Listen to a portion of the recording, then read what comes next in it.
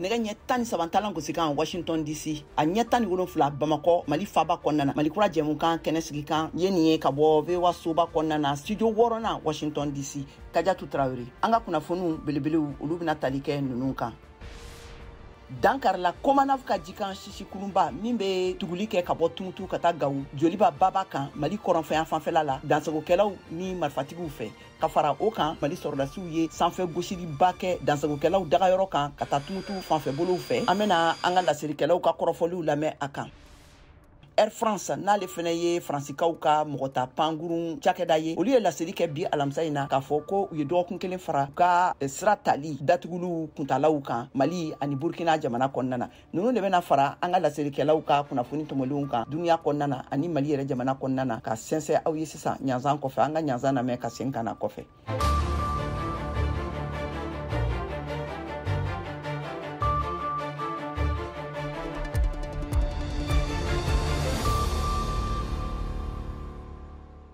ka segin ka foli di an lamɛnbagaw bɛɛ lajɛlen ma ka fɔ y'a kaw bisimila Mali kura jɛmukan kɛnɛ kan ka bɔ VOA soba kɔnɔna na Washington DC l'Amérique faba kɔnɔ aw tulo bɛ Kadiatu Traoré de kumakan na kunnafoniw ye a yira k'a fɔ bi alamisadon septembre kalo tile 7 san 2023 la ka taa sɔgɔmada tile 11h wagati la dansagokɛlaw ye dankarili kɛ Komanafu ka jikan sisikulunba dɔ la Aba Koira ani Zorgoy ni ɲɔgɔn cɛla la ka taa Rarus mara kɔnɔ Mali sɔrɔdasiw ka laseli la VOA ka kunnafoni sɛnsɛla Alfuseni Alaji ye ɲiningali tɛngunen kɛ Lasana Kone la ale ye Komanafu ka ɲɛmɔgɔ ye Tumutu an ka u ka masala lamɛn ayiwa gɛlɛya min b'an ka tile filɛ in na kɔni kama a dogolen di maliden si la o ye maajugu bɛ ka mugu tali min kɛ k'an ka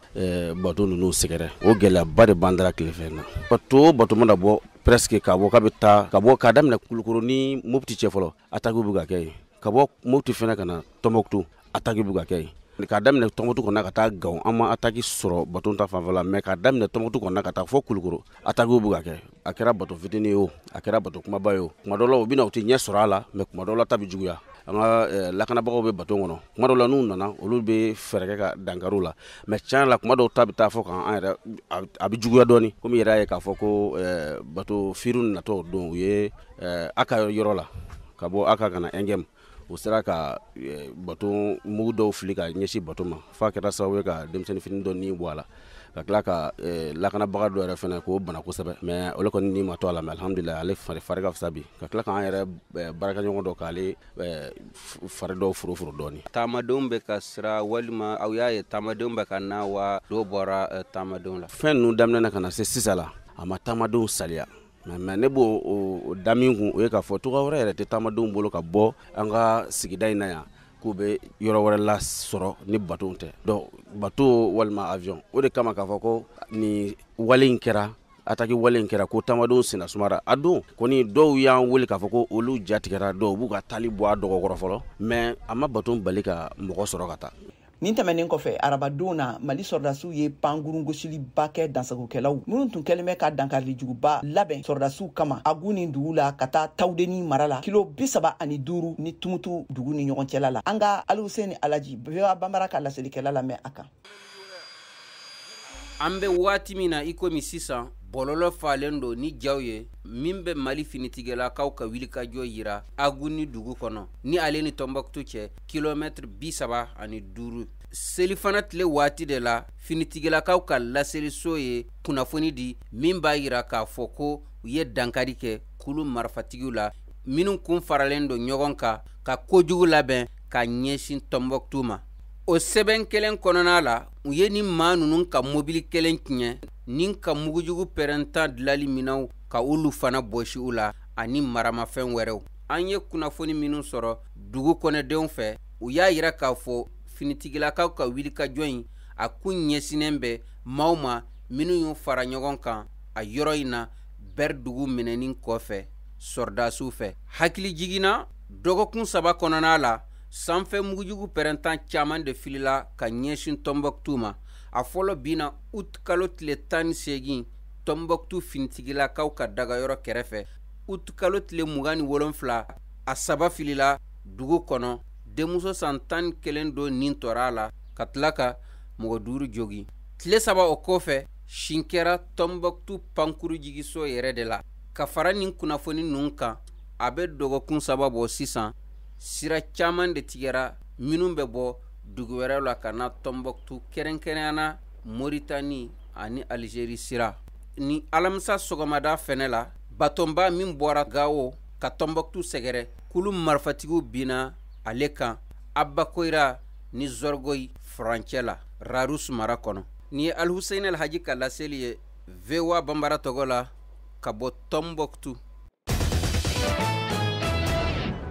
Air France Francika mɔgɔta pangurun cakɛda ba ye laseli kɛ bi alamisa in na k'a fɔ ko u ye dɔgɔkun kelen fara u ka baara ɲɔngiriliw kuntalaw kan ka se fo septembre kalo tile 17 wagati ma Mali ani Burkina Faso jamana kɔnɔna na ko ga ko Niger jamana ka datuguli ko bɛ to yen fɔlɔ an ka Moribo Dambele lamɛn a kan. Fransika barakɛ jɛkulu n'ale u ka sanfɛ pangu jɛkulu barakɛyɔrɔ ye mun bɛ farajɛla ani farafina tugu ɲɔgɔn na tun ye a ka baara ɲɔnkiri utikalo tile 7 pangunu minnu bɛ bɔ Bamako ni o ye pangunu ta ko 7 dɔgɔkun kɔnɔ ka taa Wagadugu ni o ye pangunu ta ko 5 dɔgɔkun kɔnɔna la Niamey ni ani o ye pangunu ta ko 4 dɔgɔkun kɔnɔna la Niger kɛlen k'a ka sanfɛ kabakolo datugu u la fanga d'Afrique kɔfɛ mun kɛra juillet kalo tile 26 ni sanfɛ kabakolo in a dayɛlɛ la tuguni tɛnɛndon Air France ye laseli kɛ ko a ka pangunu bɛɛ baara daminɛ Niger jamana kunna tarata don nga u tɛ tɛmɛ ni Niamey yɛrɛ ni o ye Niger jamana faaba ye ka sababuya kɛ fanga d'Afrique min kɛra Niger ani Sahel cɛncɛn fuga yɛrɛ tagabolo bɛ cogoya min na Air France ko a ye yɛlɛma don a ka pangunu tagali la Niamey kɛrɛnkɛrɛnla Niger mara la Bamako ni o bɛ Mali la Wagadugu ni o bɛ Burkina Faso ni laseli kɛra u ka kuma latɛmɛna fɛ alamisa don ni pangunu nun ɲɔngirili ka ɲɛsin Bamako ko dɔ farala kan fo septembre kalo tile 17 ni o fɛnɛ don faralen don a kan i n'a fɔ pangunu minnu fɛnɛ bɛ taga Wagadugu ko mun ye ka taga Niamey ka taa Dori Hamani ko o ɲɔngirilen don fo kibariya kura ka di a koɲa la Air France tun ye a ka dɔ fara ɲɔngirili kan siɲɛ 3 nin jaabili la Mali faamaw fɛnɛ ye Air France ka baarakɛ yamaruyali ni mun ye Paris ani Bamako ni ɲɔgɔn cɛ ye o fɛnɛ ɲɔngiri ka sababuya kɛ ko dankarila u ka baarakɛ ɲɔgɔnya bɛnkanw la. Programme des visiteurs internationaux l'Amérique jamana ka kalanbulu ne kɛlen bɛ k'a sigi farafina kunnafoni sɛnsɛlaw ye dayɛlɛla kabini septembre kalo tile 2 la kunnafoni sɛnsɛla 23 ka bɔ farafina jamana 22 la de ye ɲɔgɔn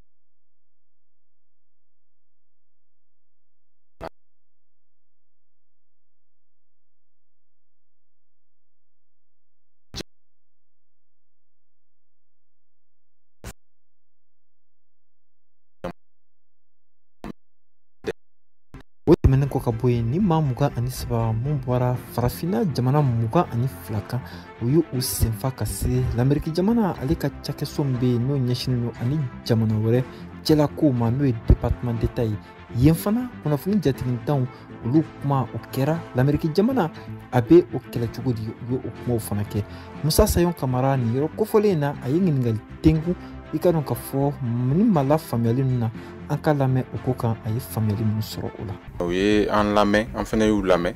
u ye hakilina caman fɔ Américains bɛ baara kɛ cogo min na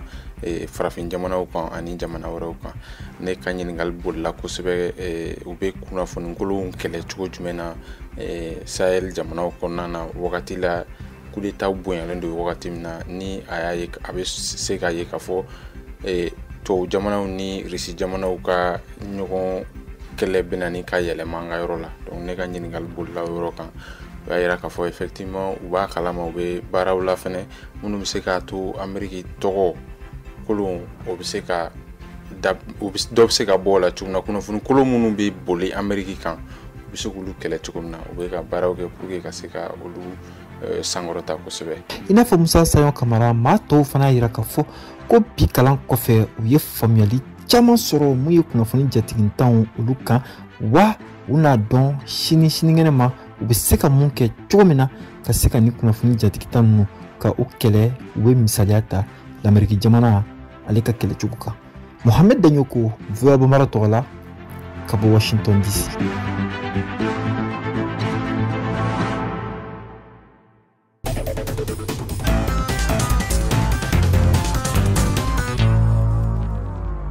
Sisan an ka duniya lamini kunnafoniw lamɛn. Burkina Faso tɛ Faransi jamanadenw juguya la nga u ka fanga be minnu bolo la olu de be kan ka degun ta ka a ɲɛsin farafina jamanaw ma. Kapitɛni Ibrahim Traoré min ye Burkina fanga ta fanga d'Afrique senfɛ ye ni seereya nunu kɛ a ka barokɛnɛ sigi dɔ senfɛ mun tɛmɛna Burkina Furuba Jakansoba RTB kan.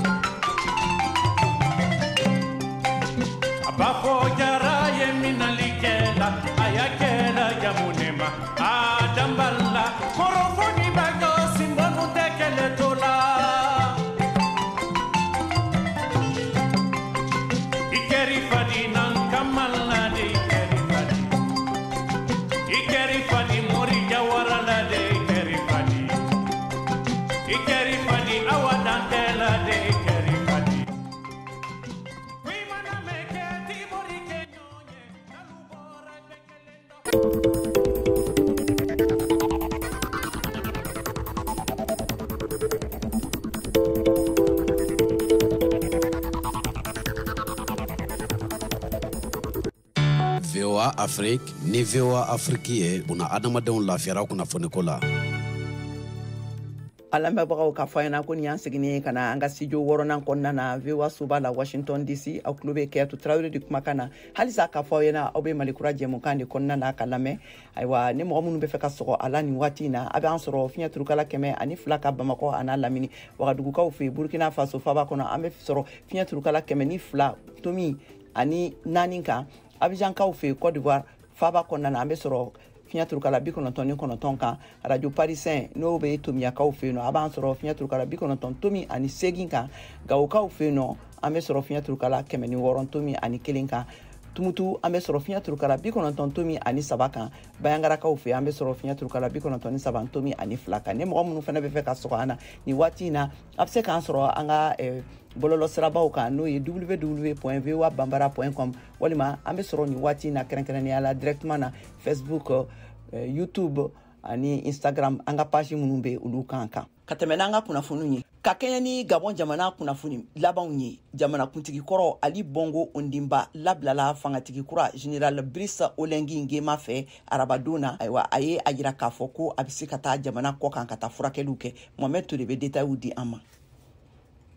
General Brice Oligui Nguema ye kɛlɛkɛsiɲɛ kɛ jamanatigi kɔrɔsigi ye tɛnɛndon a kɛlen kɔ ka fanga tiɲɛni kɛ utikalo o tile 30 na min ye Bongo denbaya ka fanga san 100 su tilankɛ ban. Farafina cɛma jamanaw ka sɔrɔko jɛkulu n'o ye ECAS ye a ka ciden farafina cɛmancɛ jamanatigi Faustin Archange Touadéra ci tarata don ka taa Libreville ka kuma ɲɔgɔnya kɛ ni Oligui ye. ECAS n'o ye jɛkulu tɔgɔ ye ne sigi ka kɛ delikɛla ɲɛmɔgɔ ye ka taabolo sɛbɛn fura dɔ labɛn walasa ka segin teliya la sariya sunba sigi cogo la ni waatilatigɛ jamanatigi ka bɛnkan ye. Touadéra y'o fɔ a ka kuma surun kɔnɔ Gabon jabaraniso la arabadon wula fɛ. Furuba ɲɛmɔgɔ dɔ bɛ Oligui ka kulu kɔnɔ y'a jira ko cɛ fila ninnu bɛnna dɔrɔn ni waatinin na walasa ka labɛn ni sabati. Touadéra ni o fama sima o labɛn ni kunnafoni di walima waati boloda cogo la. Ka fara o kan Gabon jamanatigi min bɔra fanga la n'o ye Ali Bongo Ondimba ye hɔrɔnyalen don a ka taamaw la ani a bɛ se ka taa jamana kɔ kan furakɛliw kun na.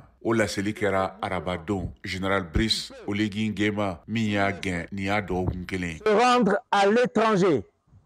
afin d'y effectuer ces contrôles médicaux.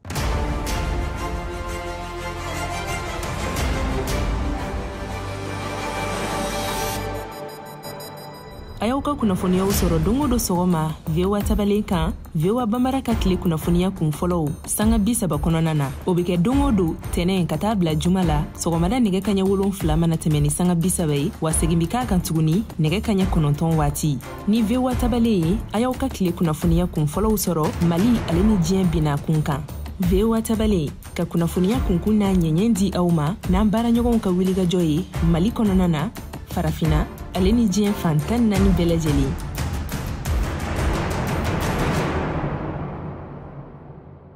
Burkina Faso muso furakɛlikɛla Ajadi Komsilga min ka lakanakɛlaw tun ye cɛlamɔgɔ dɔ ka gosiliw a fɛ jaw ta ɲangira kirikɛlaw fɛ ka bila kalo 36 kaso la ka da a ka furakɛli taabolo juguw kan. Kadar Traore VOA Bambara ka laselikɛla ka bɔ Wagadugu be a ɲɛfɔ an ye.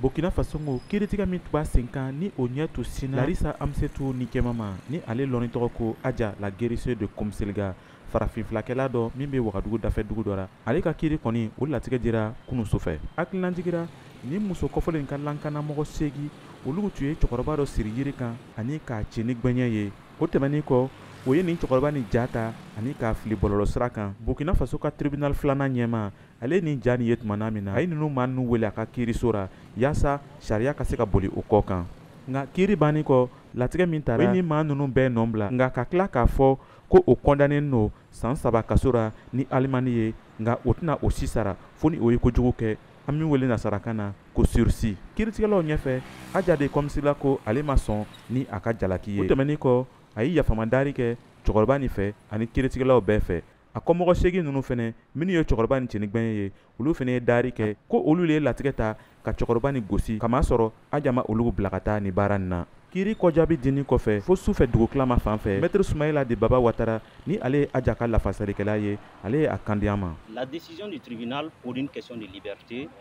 min ye nin kiiritigɛ ni latigɛli ye ka ɲɛsin maa labilali ma an bɛ se k'a fɔ ko a mɛnna anw ma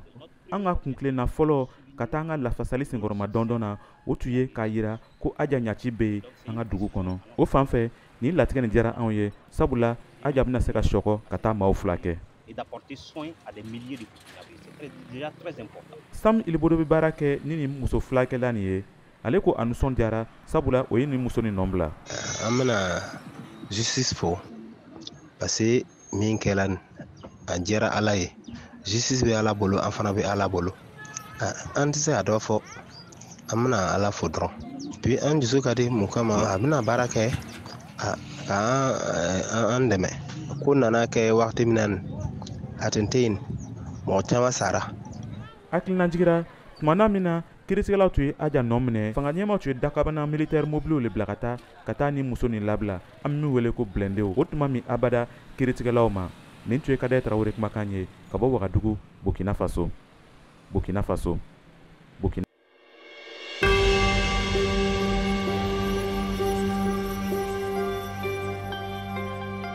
ne ye Jɛnɛba Lobo Tarawele ka bɔ Kayi radio kɛni a bɛ dugu kunnafoni di a bɛ jamana kiban kunnafoni di a bɛ duniya fɛrɛkɛ 4 bɛɛ lajɛlen kunnafoni di ni président kumana u bɛ kuma radio la an b'a lamɛn an bɛ ministre ka kumaw lamɛn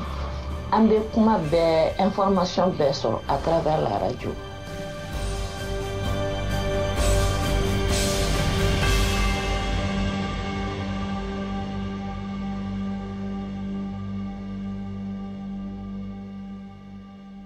a ka taama 4nan senfɛ kabini Ukraine kɛlɛ daminɛna février kalo la san 2022 la l'Amérique kɔkan ko kotigi Anthony Blinken ye tasibila kɛ bi alamisa la Ukraine jamanadenw ka degun muɲu ka kɛɲɛ ni Rusiw ka binkaniw ye u kan kalanso dɔ min bɛ dugujukɔrɔ so kɔnɔna na lajɛli kɔfɛ Ukraine kɔkɔduguyan fanfɛla la Mohamed Touré bɛ détails di an ma a kan.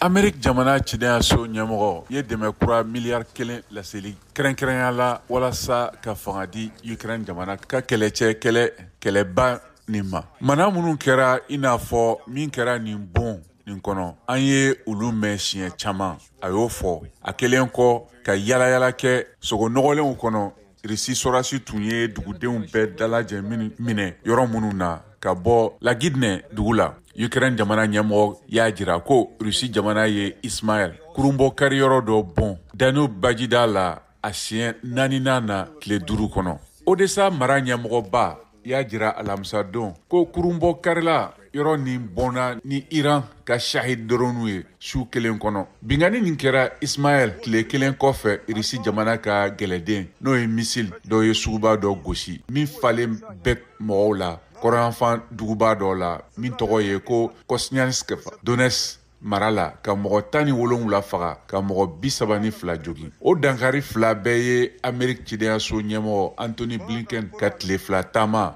nɔrɔ minɛ ka kalo 3 Ukraine ka kɛlɛcɛw ka kɛlɛbolo jateminɛ ani ka tamasiyɛn di Amerik ka dɛmɛ ma min bɛ sen na. Rusi jamana y'a ka bingani fariya Ukraine ka suma feereli siratigɛ la kabini juillet kalo camancɛ la n'o y'a sɔrɔ a y'a yɛrɛ bɔ bɛnkan dɔ la min tun bɛ duniya kɛlɛya tɔn ka dɛmɛ na n'o ye sira di Ukraine jamanaw ka suma cicogo ɲumanw na. Irisiw sɔrɔdasiw fana ye dugu tiɲɛnenw to yen ani dugukolo minnu minɛna kosɛbɛ ani ka kɛɲɛ ni M. Blinken ka fɔ la. Ukraine jamana tila 3nan ɲɔgɔn bɛ minɛ sisan walima ka fa ni marifafɛn ye minnu ma pɛrɛn.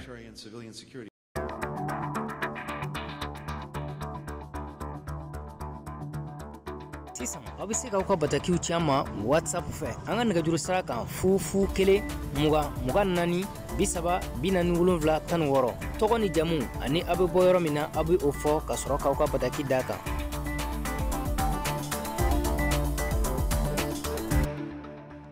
New York kɛla dɔ ye laseli kuraw kɛ arabadonna k'a fɔ ko l'Amérique jamanakuntigi kɔrɔ Donald Trump kɛra sababu ye ka lagosili kumaw bila sɛbɛnnikɛla musolamɔgɔ Jean Carroll min tun y'a jalaki ni ɲangata bilaliw ye a kan. Awa ko waleya benana dayɛlɛ nafolokun dɔ sarali la o muso in ye. Modibo Dambele bɛ détails di an ma. Amérique jamana ɲɛmɔgɔ kɔrɔ Donald Trump ni ale kelen de k'i kan bɔ Amérique jamana ɲɛmɔgɔ nɔfɛ mun kan ka kɛ san 2024 jalakila kiri senfɛ mun na ko a ye cɛnimusoya sira ka dankari k'a kunnafondila dɔ la san 1996 wagati kunnafondila dɔ la ani ka tila ka tɔgɔ tiɲɛ kumakan dɔw fɛ minnu carila salon ni dugukolo waribatigi a ɲangira k'a fɔ ko a kan ka $5 million de sara. Carol tun y'a wele sariya bolon kan kuma wɛrɛw la minnu tun kɛra san 2019 jaabilila a kɛlen k'a fɔ ko a binna kan a ka livre kɔnɔna la. Trump ni san 77 don ye laseli kɛ ko Carol ni san 79 don tun ye ni kuma ninnu ngalon de ale la ko a tun ye nin kɛ dɔrɔn yasa a bɛ se ka a ye livre min labɔ ko ka se k'o feere. A y'a fara ka fɛnɛ tuguni ko nin gafe sɛbɛnna in ta ale sagola muso ye. Ni kiri ni sumaya caman donna la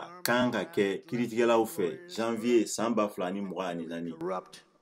Marxist prosecutors, these are dishonest people, bad. Laseli min bɛna mɛn aw fɛ nin bɔra Colonel Mariam Sagara yɔrɔ uti kalo tile 11 san 2022 la. Colonel Mariam Sagara ye sɔrɔdasiw ka kuma lase soba n'o ye DIRPA ye o ɲɛma dankan ye. Aw bɛ sɔrɔdasiw dɛmɛ ni mun ye? A ma fɔ ka taa marifa ta, a ma fɔ ka dɔ wɛrɛ kɛ. Aw bɛ sɔrɔdasiw dɛmɛ ni kunnafoni di de. I bɛ mɔgɔ i bara a tigi bɛ bɔrɔ t'a la don o don k'a don aw ka du kɔnɔ. Mun bɛ bɔrɔ kɔnɔ aw t'o dɔn. Aw sigilen don k'aw makun. Fo ni tiɲɛni kɛra don min na ko ja nin tun ye terroriste de. Yan'o ka kɛ mun na aw t'a ɲɛfɔ. Fɛn fɛn filɛ nin ye k'a fɔ ko u bɛ terrorisme ni fɛn kɛ an dɔw de don maliyɛnw de don an joli de don an bɛ se ka kuma u fɛ fɛnɛ sensibilisation na aw bɛ ka nin min kɛ nin taabolo tɛ a y'a dabila an ka na an ka jɛ ka Mali jɔ ɲɔgɔn fɛ n'an sera k'o kɛ ka caman bɔ a la sisan aw yɛrɛ b'a dɔn caman bɛ bɔ kɛlɛ la.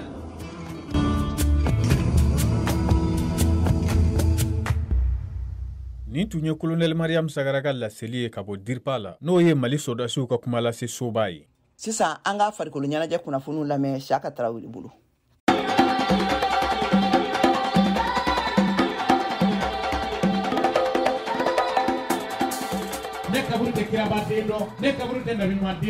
Senatolanta Bunagun kan Mali balontana kɔrɔ Salif Keita n'a tun bɛ wele Domingo farafina balontanangana kɔrɔ a ka ja diɲɛ balontanangana kɔrɔ y'a ka so laban sɛgɛrɛ kunu araba septembre kalo tile 6 san 2023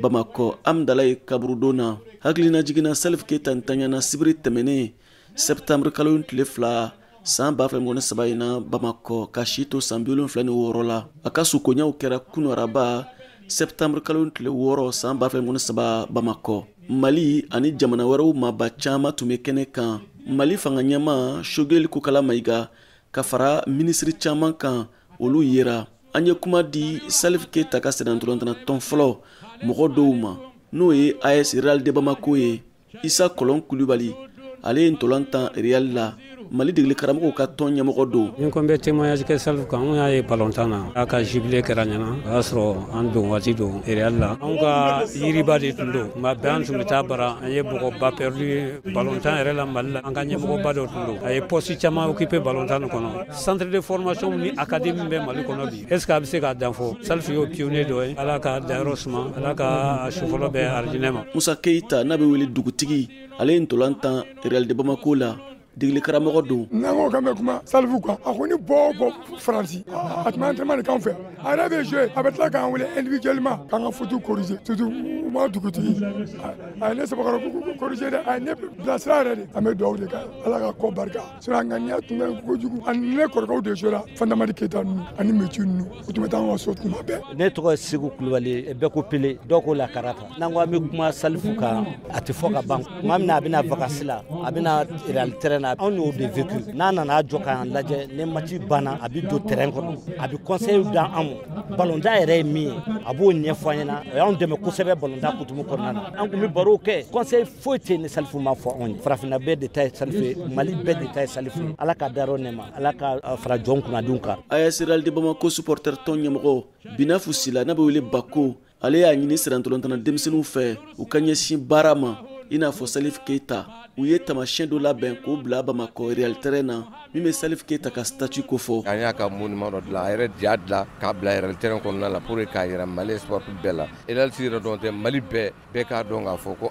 Salifu fɛnɛ mɔgɔ min tun don. A ma tulonkɛ fiyewu parce que cɛ min don. N m'a fɔ a ɲɔgɔn tɛ farafinna yan. Mɔgɔ tɛ se k'o fɔ mais an b'a dɔn kɔni an kɔni bolo mɔgɔba don. Ala k'a ɲɔgɔnna d'an ma. Denmisɛnninw bɛɛ kan ka i hakilila de jɔ a kan. Bɛɛ lajɛlen kan ka dɔn fɛnɛ maa min don. A ma tulonkɛ balontan na fiyewu. Ka fara o kan Mali jamana ɲɛmɔgɔw ye layidu ta k'u bɛna waleyaw sigi sen kan min b'a to Salif Keita tɔgɔ na to mɔgɔw da n'an ko ka immortaliser VOA Bambara tɔgɔ la Bamako. Siaka Traoré Kala Selido. Aminun wasulun zukwatin.